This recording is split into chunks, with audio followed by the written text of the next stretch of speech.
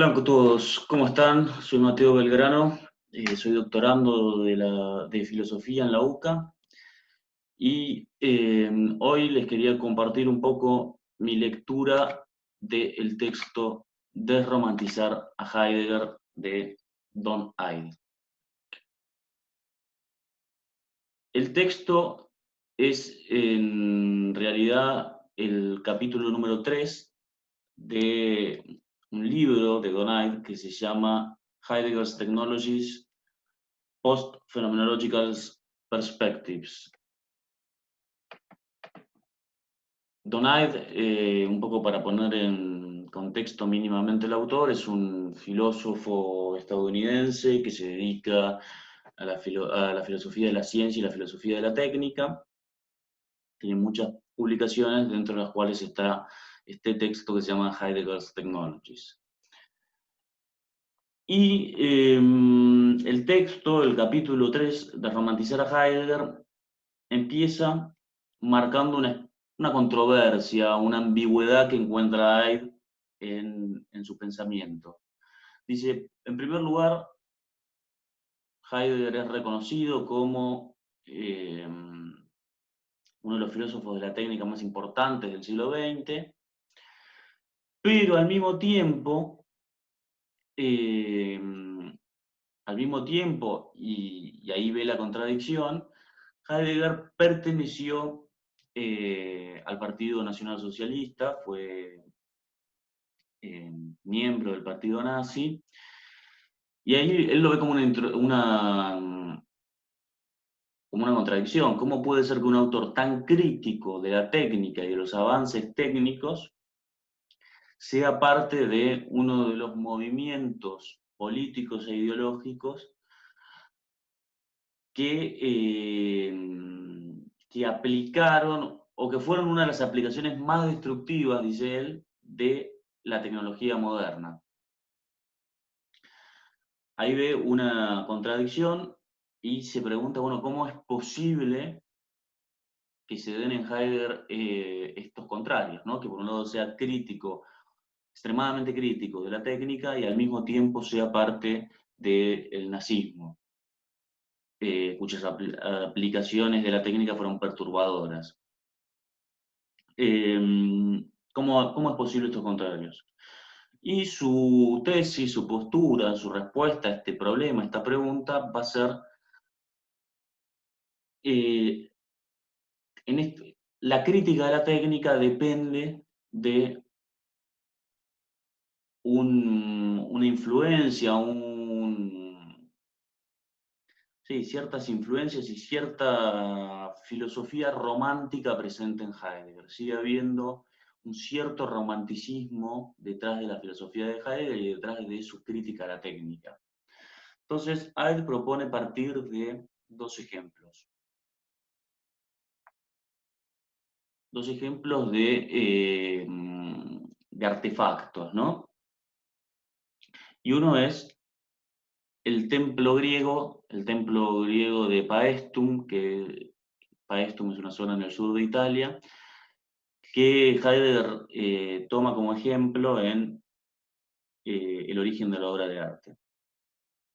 Y cita el fragmento en el que aparece el templo de Paestum. Ahí tienen el fragmento, ¿no? Dice, allí alzado, el templo reposa sobre su base rocosa. Al reposar sobre la roca, la obra extrae de ella la oscuridad encerrada en su soporte. Perdón, estaba chequeando que esté grabando porque no estaba seguro. Sí.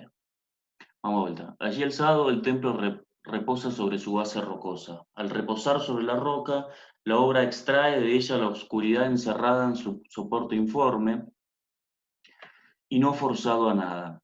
Allí alzado, el edificio aguanta firmemente la tormenta que se desencadena sobre su techo, y así es como hace destacar su violencia. El brillo y la luminosidad de la piedra, aparentemente una gracia del sol, son los que hacen que se torne patente la luz del día, la amplitud del cielo, la oscuridad de la noche. Su seguro alzarse es el que hace visible el invisible espacio del aire. Lo inamovible de la obra contrasta con las olas marinas y es la serenidad de aquella la que pone en evidencia la furia de estas.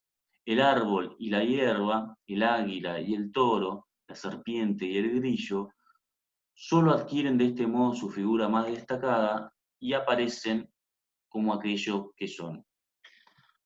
En este primer fragmento, o con este primer fragmento más bien, Ayd lo que quiere mostrar es justamente dice, es un texto extremadamente denso, extremadamente romántico, en lo que no queda muy claro eh, qué es lo que quiere decir, es muy imaginativo, con muchas imágenes, con muchas metáforas y muchas imágenes, pero el texto permanece oscuro, ¿no? No es transparente.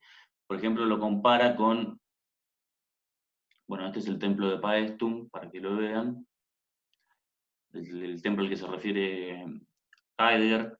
Heidegger lo compara con el Partenón. En realidad Heidegger no está hablando ni de cualquier templo griego ni del Partenón, sino que está hablando del templo de Paestum. Y lo compara con esta descripción de Donald Hughes, que describe al Partenón de esta manera, ¿no? Los que miran al Partenón, ese incomparable símbolo de los logros de una civilización antigua, a menudo no ven su escenario más amplio. Detrás detrás de la Acrópolis, las montañas desnudas y secas del Ática muestran sus huesos rocosos contra el cielo azul del Mediterráneo. La ruina del más bello templo construido por los antiguos griegos, que está rodeado por las mucho más vastas ruinas de un ambiente que ellos desolaron al mismo tiempo. En los siglos anteriores, en la Edad de Oro de Atenas, esas mismas montañas estaban cubiertas de bosques y bañadas por arroyos y corrientes. El filósofo Platón vio evidencia de los cambios que había ocurrido no mucho tiempo antes. Había edificios en Atenas con vigas hechas de árboles que habían crecido en las colinas, que, ya en sus días, estaban erosionadas y cubiertas solo con hierbas, y él visitaba templos alguna vez dedicados a los espíritus de los guardianes de arroyos que ya se habían secado. Entonces, acá lo que quiere mostrar Ive con la contraposición de estas dos posturas es, primero, la diferencia de estilo, ¿no? Y a la vez quiere mostrar, Heidegger tiene esta mirada romántica del templo griego que permite que la hierba comparezca, que permita que las montañas comparezcan, que permita que de alguna manera la naturaleza a su alrededor comparezca tal como es, se muestre, se manifieste tal como es gracias a la obra de arte, y acá en cambio Hughes, y esto va a volver a aparecer al final, está diciendo lo contrario, está diciendo la creación de los templos griegos significó la explotación de la tierra, significó que se sequen los arroyos, que se deforesten los bosques, que, que el entorno eh, el entorno natural del templo griego no comparezca per se, sino todo lo contrario, sea devastado por la mano del hombre.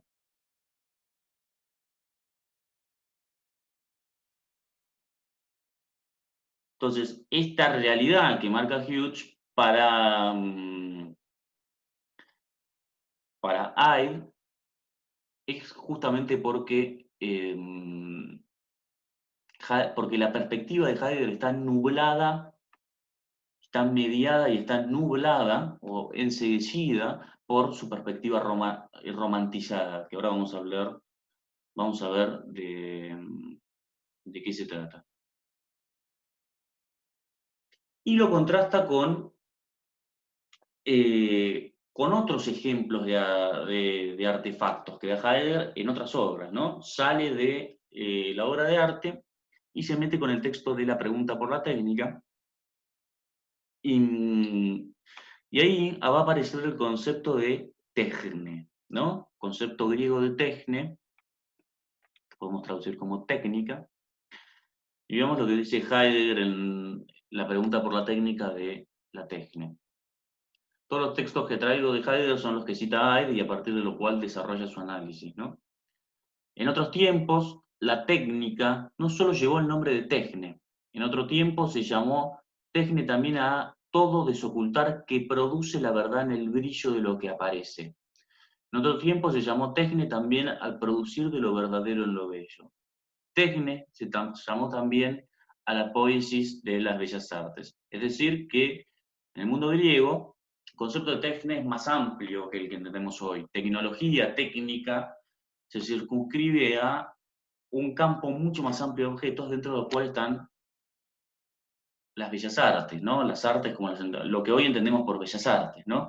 Técnica significa un saber hacer y todo lo que produce ese saber hacer es producto de la techne, producto de la técnica. Ahora, hay diferencia, o dice que encuentra en Heidegger una distinción no muy... Heidegger no lo explicita, no lo explicita tal cual así, pero uno lo puede deducir de la lectura, de que hay buenas tecnologías, buena técnica y malas tecnologías, ¿no? Y ahí ahí está la clave de la perspectiva romántica de Heidegger, ¿no? Encuentra en el arte una especie de fuerza salvadora, poder salvador puse ahí, por ejemplo, que tiene el templo griego de Paestum, por ejemplo, las obras de arte, la del cuadro de Van Gogh, todas las que analizan el origen de la obra de arte. También entiende dentro de las buenas tecnologías, las tecnologías tradicionales, por ejemplo, habla del puente en la pregunta por la técnica, el puente de madera, y malas tecnologías, lo que entiende por tecnologías modernas. Heidegger tiene una cierta sospecha sobre las tecnologías modernas, ¿no? Lo ve como algo negativo, ¿no? Y para él eso es un sinónimo o es un rastro, una huella de su romanticismo, ¿no? Esta idea, este romanticismo nostálgico propio del siglo XIX que ve todos los avances tecnológicos como, y el progreso científico como algo negativo, ¿no? La crítica de Heidegger al romanticismo también la hace, por ejemplo, Jean-Marie Schaffer, cuando analiza el origen de la obra de arte, ¿no? El problema de la técnica, y él también encuentra allí una mirada romántica, ¿no? ¿Por qué? Porque en Heidegger prevalece el pesimismo cultural, el pesimismo frente a la historia no avanza hacia un lugar peor, sino justamente a un lugar peor, hay un rechazo de la modernidad.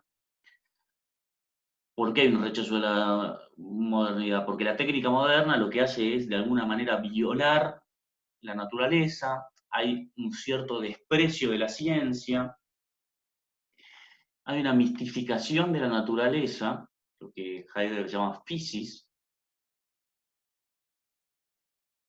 El arte, la idea de que el arte puede salvarnos o de que el arte es una vía de la verdad, también es una teoría muy romántica, lo que Schaffer llama una teoría especulativa del arte. Y por último hay esta idea esta idea nostálgica del romanticismo de volver a regresar a un modelo anterior, ¿no? Al modelo griego en Heidegger. Por eso tanto Schaffer como Ayd, la crítica de Schaffer y de Ayd acentúa esta perspectiva romántica. Uno podría decir, bueno, no, en realidad romántica, si lo entendemos en términos generales o como una etiqueta general, ¿no? Porque en realidad Heidegger es muy crítico del romanticismo del siglo XIX, explícitamente, y me parece que la postura antimodernista, este pesimismo de lo contemporáneo, esta crítica a la técnica tiene sus raíces no tanto en el romanticismo alemán de fines del 18 y principios del 19, sino en sus raíces católicas. Esto lo dice Adrián Bertolero en un artículo, bueno, después se los paso, no me acuerdo ahora el nombre del artículo, que justamente analiza la crítica de Schaffer. Y el joven Heidegger, que empieza siendo seminarista, se mete y escribe artículos sobre el tema en la discusión que se daba dentro de la Iglesia Católica entre los católicos antimodernistas y los liberales, ¿no? Y ahí uno podría encontrar estas raíces que podríamos llamar en términos generales eh, románticas, ¿no? ¿Cuál es el problema de las tecnologías modernas o eh, qué es lo negativo que encuentra Heidegger en las técnicas, en la técnica moderna, en la planta hidroeléctrica, por ejemplo, que es el ejemplo de la pregunta por la técnica? Estoy grabando este video un viernes, ¿qué fecha es hoy? 26 de junio, o sea que todavía no empezó el curso. Yo no sé si, creo, por lo que entendí del programa, que antes vamos a ver la pregunta por la técnica y ahí va a quedar más claro, ¿no? Por las dudas hago un mini resumen, ¿no? El peligro, sí, el peligro que encuentra Heidegger en la técnica moderna es que, de alguna manera, abre un nuevo horizonte de sentido. Es una forma de desocultamiento, dice Heidegger, dentro del cual entendemos todo como fuente de recursos. Lo que, lo que Heidegger dice Bestand, ¿no? Bestand es como stock. Todo lo entendemos como en stock, como disponible para los hombres. La naturaleza, el mundo natural, es un stock permanente que viene a recurrir nuestras necesidades. Entonces leemos todo en términos utilitarios. Toda la naturaleza se nos revela como fuente de recursos. Y por eso la mirada despreciativa de la central hidroeléctrica, el famoso ejemplo de la pregunta por la técnica. ¿Qué dice ahí? Dice, ¿no? La central hidroeléctrica está emplazada, para que me tapa la camarita, la central hidroeléctrica está emplazada en la corriente del Rin. Emplaza a esta en vistas de su presión hidráulica, que emplaza las turbinas en vistas a que giren, y este movimiento giratorio hace girar aquella máquina, cuyo mecanismo produce la corriente eléctrica, en relación con la cual la central regional y su red están solicitadas para promover esta corriente. En la región de estas series, imbricadas unas con otras, de solicitación de energía eléctrica, la corriente del Rin aparece también como algo solicitado, o sea, como algo a disposición, como una fuente de recursos. El río no puede comparecer por sí mismo, no puede manifestarse per se, por esta mirada, por este horizonte de comprensión en el cual siempre nos aparece en términos utilitarios.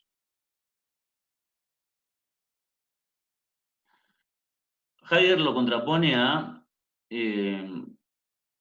otros ejemplos, ¿no? Habla del antiguo molino de viento, habla de el puente de madera que pasa por encima del arroyo. ¿Por qué? Porque porque el puente del arroyo puede ser una tecnología buena para Heidegger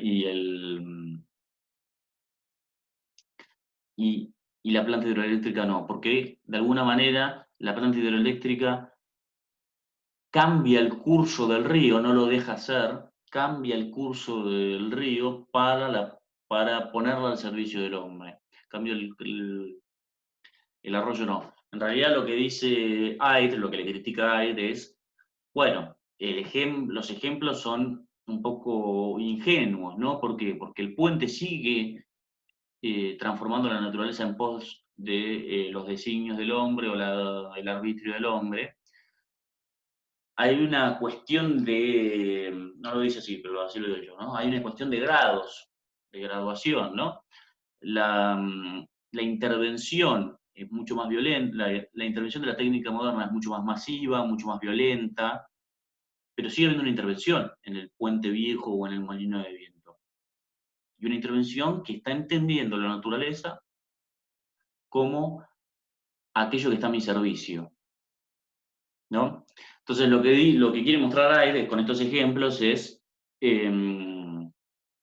justamente que en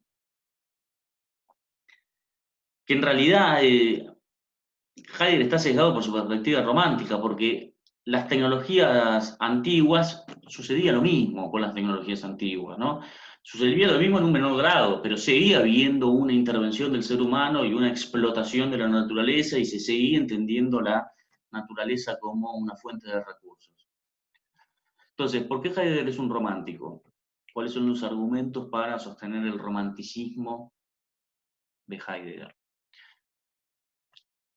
Heidegger propone, entonces dice, hay dos argumentos. El que acá aparece segundo, que Heidegger ya lo viene introduciendo, ahora vamos a decir algo más, pero ya lo viene introduciendo, que es la distinción entre tecnologías buenas y tecnologías malas, que para Heidegger ese criterio es arbitrario, cómo Heidegger decide cuáles son las tecnologías buenas y cuáles son las tecnologías malas, y lo que llama las relaciones de incorporación. Heidegger dice, Heidegger tiene preferencia por lo que Heidegger llama relaciones de incorporación. Incorporación en su sentido etimológico, ¿no? En hacer una relación que hace al objeto o al artefacto parte del cuerpo, o que incorpora el cuerpo, ¿no? Por eso embodiment relations. Embodiment a veces se suele traducir como encarnación, ¿no?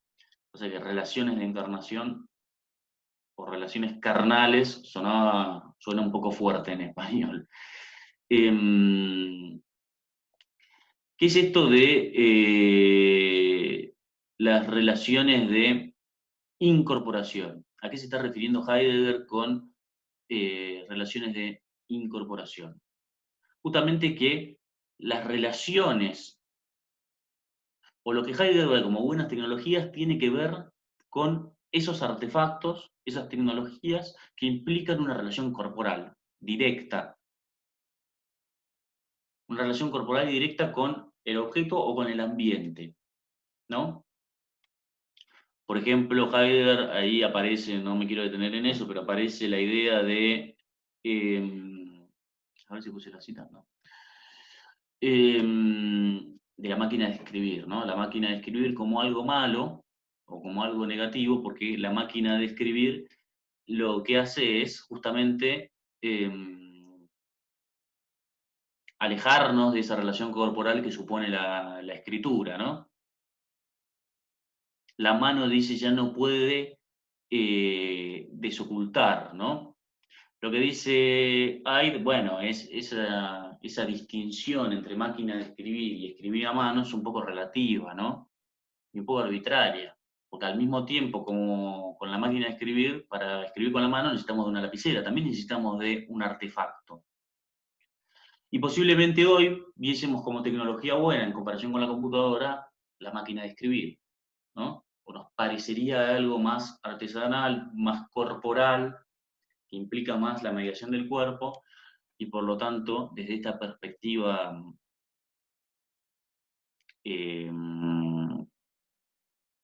esta perspectiva romántica, consideraríamos la máquina de escribir como algo positivo. Bueno, y después Heidegger vuelve Heidegger, no, perdón, Aide vuelve al análisis que también creo que ya lo vamos a haber visto para cuando nos toque discutir este texto. Dice, bueno, esta visión romántica sostiene como tesis en la que hay tecnologías buenas y malas, ya aparece en Ser y Tiempo, ¿no? Esta mirada crítica de la tecnología ya aparece en Ser y Tiempo, por ejemplo, en el ejemplo del martillo, ¿no? El ejemplo del martillo supone una razón, una relación de incorporación donde se implica el cuerpo, pero al mismo tiempo el útil en el uso se sustrae, desaparece. Cuando yo uso el martillo y martillo los clavos, me olvido de su existencia. Solo puedo tener experiencia del martillo como tal a partir de una experiencia negativa. Creo que a Claudio le tocaba la exposición de estos parágrafos, pero seguramente como explique Claudio, el útil es tal, es propiamente útil, porque está inserto en un sistema de relaciones, ¿no? En un conjunto de relaciones.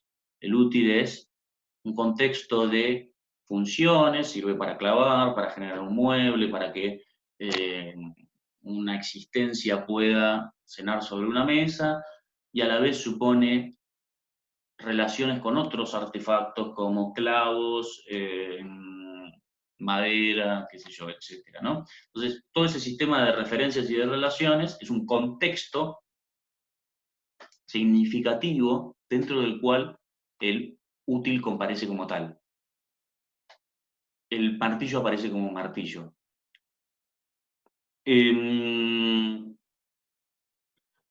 Y para poder tener experiencia, para que se nos pueda iluminar ese contexto al que pertenece el útil, de vuelta, el útil es tal en un contexto significativo. Yo siempre pongo el mismo ejemplo pavo, pero para que se entienda.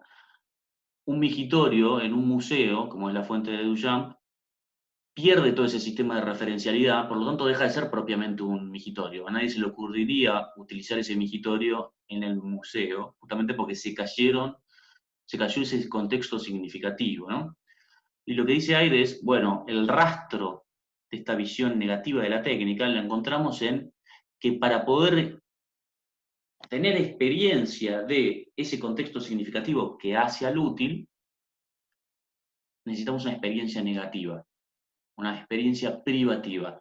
Solo nos damos cuenta de ese sistema de relaciones cuando ese sistema de relaciones falta. Por ejemplo, en el museo. No es el ejemplo que da Heidegger, ¿no?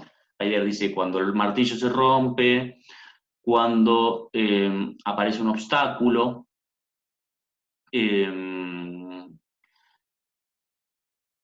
y se me fue la tercera. La rebeldía, la llamatividad, y cuando hace falta, ¿no? Cuando no encuentro el martillo, por ejemplo, cuando no aparece. Esas experiencias privativas del ente me muestran que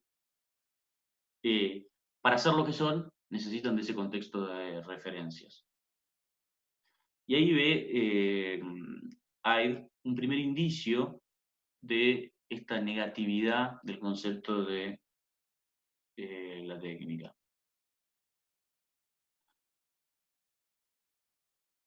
Bien, bueno, y continúa, ¿no? Habla un poco de otros autores en los que prevalece esta tesis romántica, esta visión, esta preferencia por los artefactos que suponen relaciones de incorporación, que para él es una cuestión romántica y un sesgo romántico. Por ejemplo, él habla también que ese mismo sesgo lo tiene Marx, ¿no? La idea de que de alguna manera la alienación está atada a la pérdida del trabajo manual artesanal de los obreros frente a eh, la nueva aparición de máquinas que reemplazan el, al obrero, que es la misma, y lo mismo que dice Marx, la misma crítica a, a, a la producción maquinal o a la producción a través de máquinas, es la que aparece en el romanticismo del principio del siglo XIX, ¿no? Frente a la revolución industrial. El hombre que se vuelve un engranaje, que se vuelve un engranaje más y que no puede eh, desarrollar todas sus potencialidades y no puede alcanzar plenitud. ¿Qué es para Heidegger una buena tecnología? Una buena tecnología es la que deja ser, eh, la que deja ser a la naturaleza, la que le permite ser a la naturaleza. Y por eso tiene tantos ecos por eso Heidegger tiene tantos ecos en la ecología, ¿no? Lo que se llama la ecología profunda. Por ejemplo, acá está el puente que me referí hace un rato, que aparece en el ensayo Construir, Habitar, Pensar, dice Heidegger. Y pensémoslo en contraposición a la planta hidroeléctrica de hace un ratito. El puente se tiende ligero y fuerte por encima de la corriente. No junta solo dos orillas ya existentes, es pasando por el puente cómo aparecen las orillas en tantas orillas. El puente es propiamente lo que deja una llaga frente a la otra. Lleva a la corriente, las orillas y la tierra a una vecindad recíproca. El puente coliga la tierra como pasaje en torno a la corriente, en directa semejanza con el templo. Tanto si las aguas avanzan tranquilas y alegres como si las lluvias del cielo en las tormentas o en el deshielo se precipitan en olas furiosas contra los arcos. El puente está preparado para los tiempos del cielo y la esencia tornadiza de estos. El puente deja a la corriente su curso y al mismo tiempo garantiza a los mortales su camino, para que vayan de un país a otro. El puente coliga según su manera, junto a sí, tierra y cielo, los divinos y los mortales. Bueno, acá aparece el problema de la cuadratura, es un tema que no me quiero meter porque sería un poco extenso, pero la idea de reunir tierra y cielo, los divinos y los mortales, es una metáfora que utiliza Heidegger para la producción de sentido, ¿no? La cuaternidad, en la cosa se da la cuaternidad y la cuaternidad lo que hace es producir un campo de manifestación, un horizonte de sentido, ¿no? Y a partir de ese horizonte de sentido se pueden mostrar las cosas de una determinada manera. Y ese es el sentido de dejar ser al río. Lo que pasa es que hay horizontes en el sentido, formas de desocultamiento que no son auténticas, que son inauténticas, ¿no? Y esa es la idea de las malas tecnologías, entre comillas, ¿no? Si vamos al siguiente ejemplo, que habla del puente que atraviesa la autopista, es justamente que dice, ¿no? El puente que atraviesa la autopista está conectado a la red de líneas de larga distancia, una red establecida según cálculos y que debe lograr la mayor velocidad posible. Esto plantea un contraste con ahí no sé, me parece que me comí algo. El viejo puente de piedra que, sin casi hacerse notar, cruza el pequeño riachuelo, es el camino por el que pasa el carro de la cosecha, desde los campos al pueblo. Lleva a la carretera de madera desde el sendero a...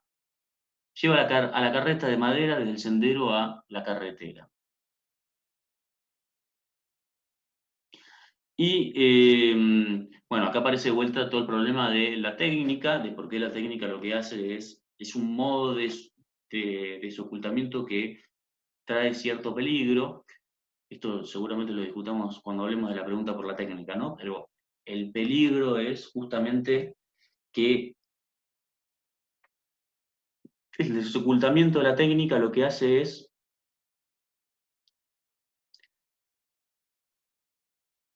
imponerse, y esa imposición lo que genera es que no haya otros modos posibles de desocultamiento.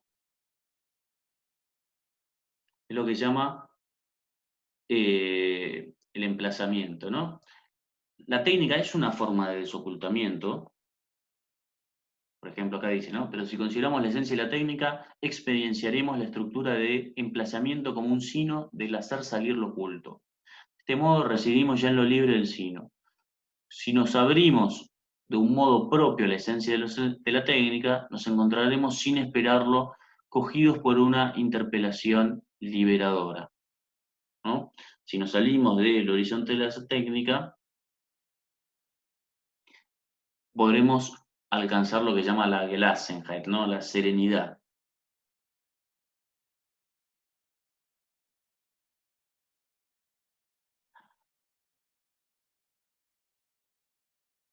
Y Hyde, para mostrar las inconsistencias de Heidegger y la arbitrariedad de entender o de dividir los artefactos en tecnologías buenas o malas, propone el siguiente contraejemplo, ¿no? Lo inventa él. Dice, cuando se navega por el Long Island Sound, se ve erguido en el horizonte el supercilo Stark, con sus techos de verde claro de la planta nuclear Shoreham. Ahí de pie, trae a la presencia el mismísimo contraste entre la tierra medanosa, aparentemente carente de características, con el cielo. Se yergue allí y define también el contraste entre el mar y la costa, los cuales, sin su presencia focal, también serían líneas carentes de características a lo largo del horizonte. Acá les pongo una foto de la planta nuclear a la que se refiere. En esta descripción que hay, describe de modo, dice, es una descripción cripto-heideggeriana, ¿no? Y lo está contraponiendo, por ejemplo, a el templo, ¿no? El templo que era capaz de hacer manifiesta la naturaleza, ¿no? De dejar comparecer, de desocultar lo que llama la naturaleza. Ahora, lo que quiere mostrar acá Aed, me parece, es justamente que en Shoreham también hay un desocultamiento de la naturaleza. Justamente por eso, por su modo de reunir el cielo y la tierra, como dice Aed, su modo de reunir que es negativo, justamente por eso pudo ser cerrada. En su reunir, la planta nuclear hace que parezca la vida acuática del río Sound de una determinada manera, ¿no? O sea, cambia la vida del río, de los peces, de todo ese campo de una manera negativa. Y justamente porque reúne de esa manera negativa el cielo y la tierra, se exige que la planta se cierre, ¿no? Para que justamente el río no se contamine eh, y no haya efectos negativos sobre el medio ambiente. Eso es lo que se llama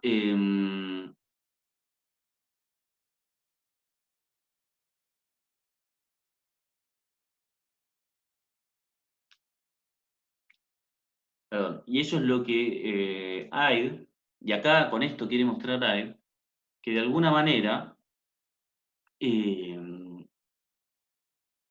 el ejemplo de Heidegger o los ejemplos de Heidegger ocultan de alguna manera lo que llama la política de nuestros artefactos o la política de lo cósico. Heidegger, con su tesis romántica, con su perspectiva romántica no explicitada, o que no explicita nunca, de alguna manera lo que esconde es esta política de los artefactos, sea en la técnica moderna, sea en el templo griego, ¿no? Como vimos con Hughes, con el ejemplo de Hughes, la aparición del templo también genera un ambiente devastado. Y bueno, y hace todo un repaso de distintas civilizaciones antiguas, ¿no? No es que antiguamente había un respeto por la naturaleza que en la modernidad, o que la modernidad corrompió ese respeto y empezó a explotar la naturaleza. Había, obviamente que el hombre siempre de alguna manera, con tecnologías menos desarrolladas, con tecnologías más básicas, siempre de alguna manera puso al servicio de sí la naturaleza y buscó explotar la naturaleza. Obviamente que con el avance de la tecnología y me sale la precisión, con aparatos cada vez más eficientes, ahí está, la devastación y la destrucción de nuestro ambiente es cada vez más, cada vez más rápida, ¿no? Pero lo que quiere mostrar Aid, me parece, es que justamente hay que desromantizar a Heidegger. No hay un tiempo mejor en los que no prevalecía esta forma que abre, este modo de ocultar que tiene la técnica, ¿no?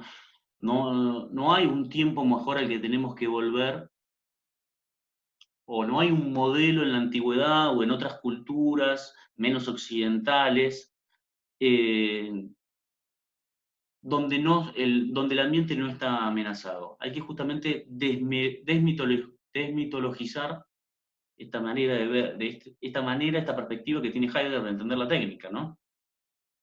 No hay una manera correcta, como dice él, de la reunión de la cuaternidad. Los griegos, los romanos, todas las antiguas culturas no estaban lo suficientemente preocupados por nuestra tierra como lo hace aparentar Heidegger.